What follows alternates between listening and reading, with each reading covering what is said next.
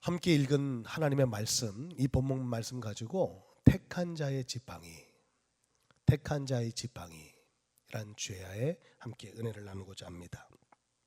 오늘 주보에는 그렇게 제목을 붙였죠. 택한 자의 지팡이에 뭐가 납니까? 싹이 나리라. 택한 자의 지팡이에 싹이 나리라. 우리가 잘 알고 있듯이 아론의 싹난 지팡이, 아론의 이름이 새겨진 지팡이에 싹이 난 사건, 그 기적의 사건을 오늘 본문은 말씀하고 있는 것이죠. 오늘 본문으로 들어가기 전에 왜 이런 일을, 자연의 법칙을 깨고 지팡이에서 어떻게 싹이 납니까? 여러분, 지팡이는 원가지에서 떨어져 나온 죽은 나무예요. 위아래가 다 잘려진 생명이 없는 나무, 그 나무가 지팡이 아니에요? 결코 그 나무에서는 싹이 날 수 없고 꽃이 필 수 없고 열매가 맺을 수 없는데, 오늘 본문 말씀에 보니까 그 지팡이에 싹이 났다는 거예요. 그런데 그 지팡이가 어떤 지팡이냐? 택한 자의 지팡이다. 왜 이런 사건이 일어났는지 오늘 본문으로 보진 않았지만 민수기서 16장 말씀으로 거슬러 올라가면 한 중요한 사건이 있었음을 우리는 알 수가 있습니다. 여러분 잘 아시죠? 고라에 당을 짓고 모세와 아론을 반역했던 그 사건. 여러분, 고라는요, 어찌 보면 성경의 말씀에 보니까 그 이름의 뜻이, 고라라는 이름의 뜻이 대머리라는 뜻을 가지고 있고요, 레위의 증손이고 고핫의 손자며 이스라엘의 아들이며 모세에게는 이종 사촌 형이 됩니다. 그 사람이 바로 고라예요. 그는 레위 지파에서 영향력 있는 지도자였어요. 그런데 세속적인 권력욕과 명예심이 강했던 터라, 아니 왜 모세하고 아론만 지도자의 반열에 있냐 이거예요. 나는 모세의 이종 사촌 형인데, 나도 나름대로 영향력이 있고 지도력이 있는데 왜 나는 왜 그 자리에 설 수 없냐? 왜 우리 공동체 가운데 하나님이 출애굽하시고 이스라엘 백성들을 약속의 땅 가나안으로 이끄실 때 이 수많은 이스라엘, 애굽에서 빠져나온 구원받은 이스라엘 백성들의 공동체에 왜 모세와 아론만 지도자 자리에 반열에 섰냐 이거예요. 여기에 반감을 가진 겁니다. 그리고 도전하는 거예요. 그 리더십에. 그래서 당을 짓습니다. 당을 이뤄서 다단과 아비람과 당을 짓고 하나님이 세우신 모세와 아론에 대한 그 리더십에 정면 도전을 해요. 그 결과가 어떻게 됩니까? 민수기 16장, 여러분 성경 가지고 계시죠? 31절에 보니까 그가 이 모든 말을 마치자마자 그들이 섰던 땅바닥이 갈라지니라. 땅이 입을 벌리고 고라와 함께했던 반역의 무리들을 하나님께 삼켜버리게 만드는 거예요. 그래서 고라의 그 당이 다 땅바닥에 가라앉혀지고 땅속으로 들어가 죽게 되는, 땅이 입을 벌려, 32절에 땅이 그 입을 벌려 여러 그들과 그들의 집과 고라에게 속한 모든 사람과 그들의 재물을 삼켜버렸다는 거예요. 이 일을 지금 이스라엘 백성들이 다 보고 있어요. 얼마나 큰 충격이었겠어요. 지금으로 말하면 갑작스런 지진에 의해서 그냥 땅으로 그냥 다 고라의 일가들이, 집과 함께 재물이, 가지고 있는 재산이 다 그냥 땅속으로 묻혀버렸다는 거예요. 그것을 오늘 성경은 땅이 입을 벌려 그들을 삼켜버렸다. 이 일을 누가 한 일일까요? 하나님께서 이 같은 일을, 끔찍한 일을 행하셨다는 거예요. 그러면 이스라엘 백성들이 통해 자복하면서 그동안 그 목소리에 귀 기울이면서 모세와 아론의 그 리더십에 도전하고 원망하고 불평했던 그 목소리를 잠재우고 회개하고 돌아서야 될 것이 마땅한데 이스라엘 백성들은 그러지 못해요. 다시금 또 원망과 불평에 사로잡힙니다. 그때 49절 말씀에 보니까 고라의 일로 죽은 자 외에 연병으로 죽은 자가 14,700명이었다. 다시 이 원망 불평에 사로잡힌 자들이 14,700명이 죽어나갑니다. 하나님의 심판의 사건이 이미 앞서 있었다는 거예요. 오늘 본문 말씀 앞에 기록된 내용이 바로 이 내용입니다. 고라 당이 땅이 입을 벌려 삼키게 되고, 그리고 이 일로 인해서 회개하지 않고 돌이키지 않는 원망 불평에 사로잡힌 이들을 14,700명이나 하나님은 연병이 들게 하셔서 질병이 병에 걸려서 죽게 만들었다는 거예요. 하루아침에. 그리고 나서 하나님께서 행하신 일이 뭐냐? 오늘 그 지팡이에 싹이 나는 사건을 주님이 행하셨다는 거예요. 여러분, 오늘 우리가 공동체가 세워지면요, 그 공동체의 권위, 리더십이 너무 중요합니다. 근데 리더십은요, 자신이 세우는 게 아니에요. 여러분, 목사의 권위는 목사 스스로 세우는 게 아닙니다. 여러분들을 통해서 권위가 세워지는 거예요. 근데 여러분들이 무엇을 믿고 무엇을 보고 그 권위를 존중합니까? 하나님이 하시는 일을 보고 부족한 사람이지만, 연약한 사람이지만 주의 종으로서 그 권위를 높이는 거예요. 오늘 장로님, 그 아드님보다 제가 더 어려요. 그런데도 얼마나 존중해 주시고 목사로서 얼마나 예우를 해 주시는지, 오늘도 그 기도 속에서 여러분 진심을 느끼십니까? 하나님의 말씀의 종으로 우리 장로님이 그런 마음을 갖고 계시니 더 겸손하게 낮아질 수밖에 없는 거죠. 여러분, 권위는 이런 겁니다. 구약 시대에 여러분 대제사장과 장로들은요, 오늘 이와 같은 일들을 그냥 예사롭지 않게 일삼았어요. 그 권위를 인정하지 않았다는 거죠. 누구의 권위로? 지금 아론의 권위 누구에게 받은 거냐 이거예요. 우리가 누가 너를 대제사장으로 세웠냐 이거예요. 여러분, 권위는 하나님께서 주시는 건데 사람들에게서 권위를 받는 게 아니거든요. 오늘 하나님의 공동체 속에서 우리는 그것을 믿고 오늘 목사나 장로나 교회 리더십을 우리가 존중하면서 믿음으로 함께하며 따라가는 거거든요. 그런데 누가 아론에게 그 권위를 줬냐 이거예요. 지금 고라가 얘기하는 게 바로 그겁니다. 구약의 선지자들이 와서 하나님 말씀을 대언합니다. 너희들 회개하고 돌이켜라, 안 그러면 망할 것이다. 그런데 누가 구약의 선지자들의 권위를 인정했어요? 그러니까 그 말을 듣지 못한 거예요. 여러분, 하나님이 기름 부어 세우신 구약의 수많은 선지자들이 하나님의 말씀을 선포할 때 누가 그 말씀을 들었냐 이거예요. 이스라엘 백성들이 못 듣잖아요. 왜요? 권위를 인정하지 않으니까. 그뿐만이 아니에요. 신약 시대에는 예수님마저도 그 권위를 인정하지 않았어요. 대제사장과 장로들이 누구의 권위로 그런 말을 하느뇨? 누가 너한테 그런 권위를 줬길래 성경을 가르치느뇨?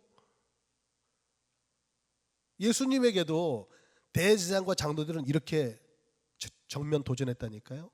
아니, 예수님한테도 그렇게 도전했던 사람들이 예수님을 믿고 따랐던, 부름을 받고 보냄을 받았던 사도들을 인정하겠어요? 그러니까 사도행전에 보면 누구의 권위로 그런 말을, 그런 일을 행하느뇨? 인정을 하지 않는 거예요. 아무리 사람이 인정을 하지 않아도 하나님은 초대교회 오순절날에 마가다락방에 성령을 부으셔서 그 권능의 역사로 날마다 그 교회가 부흥해 가는 역사를 하나님이 허락하신 거예요. 막을 수가 없죠. 유대교가 막을 수가 없어요. 기존의 종교 지도자들의 권위로 그 걸음을 막아설 수가 없는 것입니다. 하나님께서 부어주시는 권위니까. 그래서 너희가 성령을 받으면 무엇을 받는다고요? 권능을 받게 되리라. 이 권능은 세상이 감당할 수 없는 권능이 되는 거예요. 하나님께서 위로부터 공급하시는 힘이 되니까요. 오늘 이 지팡이에 싹이 나는 이 기적의 사건이 왜 일어났는가, 그 배경을 먼저 여러분에게 설명을 드린 것입니다. 그래서 하나님께서 모세에게 말씀하시면서 이런 조치를 내리는 거예요. 여호와께서 모세에게 말씀해 이르시되 너는 이스라엘 자손에게 말하여 그들 중에서 각 조상의 가문을 따라 지팡이 하나씩을 취하되 곧 그들의 조상의 가문대로 그 모든 지휘관에게서 지팡이 12를 취하고 그 사람들의 이름을 각각 그 지팡이에 쓰게 해라. 다시 말해서 각 지파, 각 가문에 지팡이를 하나씩 걷어오라는 거예요. 지휘관들, 지팡이를. 각 12지파의 우두머리 이름을 새겨서 지팡이를 다 걷어오라는 거예요. 12개를. 그런데 3절에 레위의 지팡이에는 아론의 이름을 써라. 전제 조건이 있죠. 하나님이 단서를 하나 다십니다. 레위의 지팡이에는 아론의 이름을 써라. 이는 그들의 조상의 가문의 각 수령이 지팡이 하나씩 있어야 할 것이다. 그러면 12개 지팡이를 딱 걷어오는데 각 지파의 수령, 우두머리에 이름이 새겨져 있는데 레위 지파의 지팡이에만 아론의 이름을 써라. 하나님 명하신 거죠. 4절, 그 지팡이를 회막 안에서 내가 너희와 만나는 곳인 증거기 앞에 둘 것이다. 우리말하면 법궤예요. 회막 안에 하나님이 증거기 앞에 그걸 두라는 거예요. 12지팡이를. 그러면서 5절, 내가 택한 자의 지팡이에는 싹이 나리니 이것으로 이스라엘 자손이 너희에게 대하여 원망하는 말을 내 앞에서 그치게 하리라. 오늘 이 같은 일을 하나님이 조치하신 이유는 뭐라고요? 끝없이 일어나는 원망을 그치게 하려고, 하나님이 세우신 리더십에 정면 도전하는 이스라엘 백성들의 그 원망과 불평을 그치게 하려고 하나님 이 같은 일을 행하시겠다는 거예요. 자, 오늘 5절까지 말씀을 보았는데 6절 마저 볼까요? 모세가 이스라엘 자손에게 말하며 그들의 지휘관들이 각 지파대로 지팡이 하나씩을 그에게 주었으니 그 지팡이가 모두 12이라. 그 중에 아론의 지팡이가 있었더라. 하나님 말씀을 받고 모세는 그대로 이행을 합니다. 여러분, 오늘 말씀에서 마음에 걸리는 부분이 있잖아요. 5절 말씀에 내가 택한 자의 지팡이에는 싹이 날 것이다. 여러분, 지팡이에 싹이 난대요. 우리는 오늘 말씀을 듣는 예배 시간이니까 편안하게 오늘 말씀을 듣고 계시니까 전혀 마음에 부담이 없지만, 누군가가 만약에 오늘 이 말씀을 모세가 아닌 여러분이 말씀을 받고 있다고 생각해 보세요. 12지팡이를 걷어오는데 이름을 새겨라. 레위 지팡이에 네 지파는 아론의 이름을 써라. 그런데 그 다음날 증거기 앞에 그 12지팡이를 두는데 내가 택한 자의 지팡이에 싹이 날 거야. 여러분, 하나님의 말씀을 들을 때 100% 믿어지십니까? 예, 우리 권사님 아멘 하셨어요. 그런데 말씀을 전하고 있는 저도요, 야, 모세 믿음이 참 대단하다.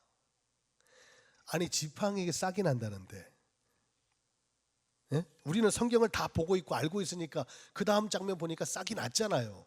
싹이 난 것을 보고 우리는 말씀을 보고 있으니까 아멘 할 수 있지만, 여러분에게 만약에 하나님 말씀대로 살면 정말 천상의 복이 임할 것이다 라고 하는데 우리가 말씀대로 살아지냐고요.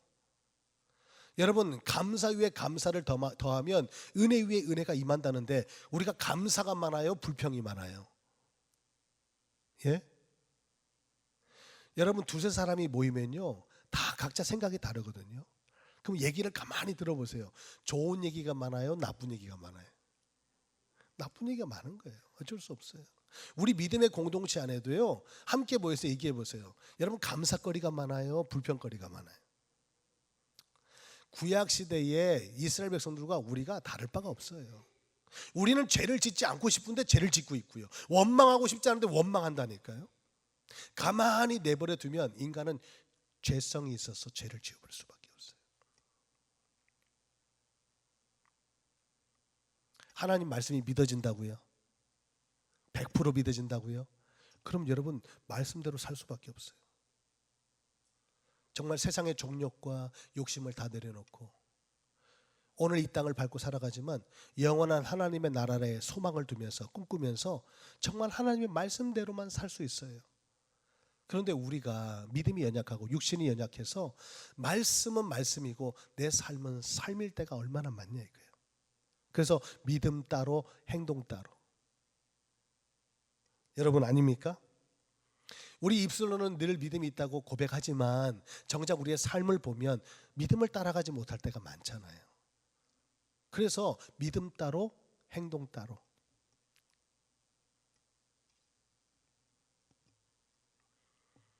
여러분, 믿음은요, 행동을 데려가는 거예요. 내 마음과 내 입술과 내 생각만 믿음이 아니고 행동이 따라가야 진짜 믿음이래요. 여러분, 어떻게 생각하세요? 하나님이 우리에게 말씀하십니다. 오늘 모세에게 말씀하셨어요. 지팡이를 걷어와라. 이름을 새겨라. 증거기 앞에 두라. 그러면 지팡이에 싹이 난다? 이 말씀이 여러분 100% 믿어지시냐 이거예요. 노아에게 하나님 말씀이 임했어요. 한 번도 경험해 보지 못했어요. 그 시대는 그렇게 비가 오지 않는 시대니까. 홍수가 날 거야. 방주를 지어. 방주는 이렇게 짓는 거야.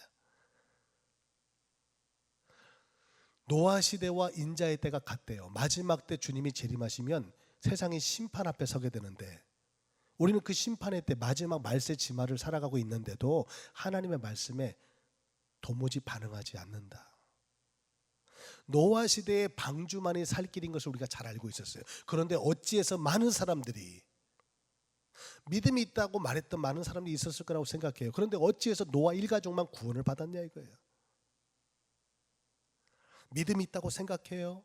믿음이 있다고 마음을 먹어요. 입술로도 고백하는데 우리의 행동이 따라가지 못한다면 그것은 온전한 믿음이 아닌 거예요. 반쪽짜리 믿음은 죽은 믿음이래요. 행함이 없는 믿음은 죽은 것이다. 믿음은 행함과 함께 일하고 행함은 그 믿음을 온전케 하나니. 여러분, 오늘 제가 충격적인 말씀을 드릴 테니까 잘 마음에 담으세요. 죽은 믿음으로는 구원받을 수 없어요. 죽은 믿음으로는 구원을 받을 수 없습니다. 오늘 여러분 주일날 어렵게 여기 나오셨는데 기분 나쁘게 할 마음 추호도 없어요. 그런데 성경은 말씀하기를 죽은 믿음 가지고는 구원에 이를 수 없대요. 그래서 믿음 따로 행동 따로는 안 되는 거예요. 행복한 교실을 그래서 만들려고 합니다. 행함이 있고 복음이 있고 한 영혼 사랑이 있는, 저는 그 안에 많은 것이 담겨 있다고 생각해요. 여러분 정말 기도하시고 여러분의 믿음의 행함이 따라붙을 수 있는 그런 신앙생활이 되기를 주님의 이름으로 축복합니다. 오늘 7절 마저 볼게요. 모세가 그 지팡이들 증거의 장막한 여호와 앞에 두었더라. 8절 이튿날 모세가 증거의 장막에 들어가 본즉 레위 집을 위하여 낸 아론의 지팡이에 um이 돋고 순이 나고 꽃이 피어서 살구 열매가 열렸더라. 여러분 진짜 하나님 말씀처럼 아론의 이름을 새긴 지팡이에 순이 나고 꽃이 피고 열매가 맺혀 있는 거예요. 이것을 우리는 초자연의 법칙이다. 자연의 법칙을 넘어선 거예요. 말씀드렸죠. 원가지에서 떨어져 나온 죽은 나무 가지 지팡이에서 어떻게 순이 나고 꽃이 피고 열매가 맺을 수 있겠어요? 없어요. 불가능한 일이에요. 불가능한 일을 하나님은 행하시면서 우리에게 주시고자 하는 메시지가 뭘까요? 아, 기적이다, 기적이다. 지팡이에서 꽃이 폈네. 지팡이에서 살구 열매가 맺혔네. 우리가 기적이다, 기적이다 말할 게 아니라 이런 기적을 하나님께서 왜 행하셨냐 이거예요. 왜 오병이의 기적을 행하셨냐 이거예요. 왜 홍해 앞에 있는 이스라엘 백성들 꼼짝없이 애굽 군대가 쫓아와서 잡혀 죽을 뻔한 그 상황에서 왜 홍해를 가르셨냐 이거예요. 왜 죽은 나사로를 하나님은 다시 예수님은 살리셨냐 이거예요. 죽은 사람이 어떻게 살아납니까? 그것도 죽은 지 사흘이나 지나서 무덤에서 시체 썩은 내가 나는 그 나사로를 어떻게 살릴 수 있냐 이거예요. 여러분, 왜 성경은 수많은 기적의 역사를 기록하면서 그 기적을 통해서 우리가 무엇을 보기를 원하고 무엇을 깨닫기를 원하시는지 우리는 정작 그것을 볼 수 있어야 할 것입니다. 바울은 이런 말을 했어요. 하나님의 지혜와 지식은 부여하여 그의 판단은 우리가 측량하지 못하며 그의 길을 찾을 수가 없다. 다시 말해서 우리가 아는 수준의 하나님이 아니라는 거예요. 하나님은 이미 우리 자연의 법칙을 초월하시는 분이에요. 시공간을 초월하시는 분이에요. 그 능력의 하나님, 전지전능하신 무소불위하신 하나님께서 오늘 우리에게 말씀하실 때 우리의 생각에서는 안 된다고 하는 것들이 하나님은 가능케 하시는 오늘 이 일을 우리에게 보여주시면서 우리가 무엇을 알기를 원하냐 이거예요. 저는 믿음이 이런 거라고 생각합니다. 믿음은요, 일단은 말씀 앞에 우리가 서는 것이고요, 말씀 앞에 오늘 지팡이에 싹이 날 것이다. 그러니 증거기 앞에 돌아 12개를. 이게요 사실은 간단하게 보이니까 누구라도 할 수 있어 보이죠?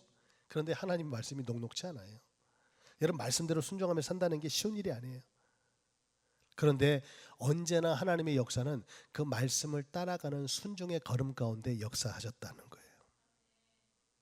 우리의 믿음은요, 여기서 진짜 믿음이 생기는 거예요. 말씀을 따라 순종하며 나아갔던 걸음에 하나님이 주시는 영적인 체험, 오늘 지팡이에 싹이 나버리는 이 체험을 우리가 경험할 때 진짜 믿음을 우리가 갖게 된다는 거죠. 지식으로는 어려워요. 아는 것은 믿는 게 아닙니다. 여러분, 아는 것으로는 못 넘어서요. 영적인 체험이 강하게, 그렇다고 해도 체험주의 신앙으로 가서는 안 돼요. 신비주의로 가서는 안 돼요. 말씀을 따라 순종하며 나아갔던 걸음해 주시는 하나님의 영적 체험은 우리에게 산 믿음이 된다는 거죠. 여러분에게 그런 믿음이 있기를 주님의 이름으로 축복합니다. 하나님은 오늘 이런 기적을 행하시면서 우리에게 메시지 하시는 거예요. 말씀하시는 거예요. 나에게 소망이 있다. 여러분, 지팡이만 죽어 있는 게 아니에요. 우리 인생도 죽어 있고요, 우리 인생도 죽을 거예요. 죽지 않는 인생이 없어요. 지팡이에 싹이 나고 꽃이 피고 열매가 맺게 하신 하나님은 죽은 인생도 살리신다는 거예요. 할렐루야. 죽은 나사로가 살아났잖아요. 오늘 이것은 죽었다가 살아난 나사로를 보라는 게 아니에요. 그 나사로를 죽음의 자리에서, 무덤에서 일으키신 하나님을 바라보라는 거예요. 하나님께 소망을 두라는 거예요. 하나님께 소망을 두는 자만이 오늘 이 말씀을 모세처럼 순종으로 받들 수 있다는 거예요.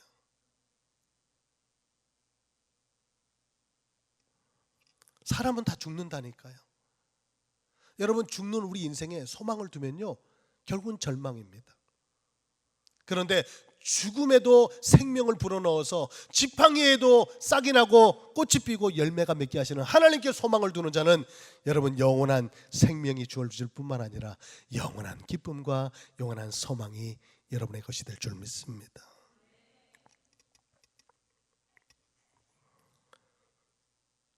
바울은 고린도전서 6장 14절에 그의 권능이 우리를 살리셨도다. 하나님은요, 살리실 수 있습니다. 할렐루야. 자, 보세요. 뭐라고 말씀하셨죠? 모세에게 내가 택한 자의 지팡이는 싹이 나리라. 첫째요, 하나님이 택하심이 있어요. 아론의 지팡이 이름을 썼다고 해서 뭔가 역사가 일어난 게 아니고요, 하나님은 택한 자에게 이런 능력을 행하신다는 거예요. 하나님의 택하심이 먼저입니다. 두 번째는 하나님의 살리심이에요. 하나님의 택한 자의 지팡이에 싹이 날 것이다. 살아나는 역사가 일어났죠. 생명의 기운이 돋았잖아요. 오늘 저는 여러분에게 이런 단어를 드리고 싶어요. 하나님의 택하심, 하나님의 살리심. 하나님의 살리심은요, 그냥 단순히 죽을까 하다가 살아나는 거 아니에요. 완전히 죽어버린, 생명이 끝나버린 그곳에 생명이 들어가서 다시금 일어나는 부활의 생명을 말하는 거예요. 그래서 우리 예수님이 십자가에 죽으셨다가 3일 만에 장사 지낸 바 되셨다가 다시 살아나셨죠. 하나님의 권능이죠. 그래서 그 예수를 그리스도로 믿는 자, 영접하는 자, 오늘 그리스도인으로 살아가는 우리의 삶 속에도 하나님 그 생명의 기운을 동일하게 불어넣어 주셔서 우리도 살리신 줄 믿습니다. 그래서 우리가 죽어도 다시 사는 거예요. 예수 그리스도가 부활의 첫 열매가 되셔서 그를 믿는 자마다 죽어도 사는 거예요. 나는 부활이요 생명이니 나를 믿는 자는 죽어도 살겠고 무릇 살아서 믿는 자는 영원히 죽지 아니하리라. 할렐루야. 여러분, 하나님의 택하심, 하나님의 살리심. 마지막으로 오늘 말씀을 마무리 짓습니다. 오늘 9절에 보니까 모세가 그 지팡이 전부를 여호와 앞에서 이스라엘 모든 자손에게 가져오매 그들이 보고 각각 자기 지팡이를 집어들었다. 다 지팡이를 집어들었는데 아론이라는 이름만 새겨진 그 지팡이, 레위 지파의 지팡이만 싹이 나 있고 열매가 맺혀 있는 거예요. 10절, 여호와께서 또 모세에게 말씀하십니다. 아론의 지팡이는 증거궤 앞으로 도로 가져다가 거기에 간직하여 반역한 자에 대한 표징이 되게 하여 그들로 내게 대한 원망을 그치고 죽지 않게 할지니라. 오늘 이 기적을 행하신 이유가 뭐라고 그랬어요? 고라당을 비롯해서 하나님 앞에 그 권위의 정면으로 도전했고 반항하며 원망하고 불평했던 그들을 하나님 1차적으로 심판하셨고요. 그것도 깨닫지 못해서 연병이 들어서 14,700명이 죽어나가고 하나님이 조치를 내리신 거예요. 더 이상 죽지 않게 하려고. 원망에 사로잡혀서 불평에 사로잡혀서 죽음에 이르지 못하도록 하나님은 이 같은 기적을 행하신 거예요. 우리는 기적이다 기적이다, 하나님이 행하신 기적이다 기적이다, 기적을 주시옵소서, 기적을 주시옵소서. 여러분, 기적을 본다고 믿음을 갖는 게 아니에요. 오늘 이 기적이 뜻하는 바가 무엇인지를 바로 알게 될 때 하나님의 말씀 앞에 엎드릴 수 있고 하나님의 권위를 우리가 인정할 수 있게 된다는 것입니다. 오늘 뭐라고 말씀하셨어요? 다시 그 쌍난 지팡이를 가져다가 증거기 앞에 두고 뭐라고 말씀하셨어요? 반역한 자에 대한 표징이 되게 하여, 표징이 되게 하라는 거예요. 이 지팡이가 표징이 되게 하라는 거예요. 그래서 더 이상 원망을 그치고 죽지 않게 할 것이다. 하나님은 죽음에 이르는 것을 원하지 않으세요. 여러분, 원망 불평은 죽음으로 이르게 하는 병입니다.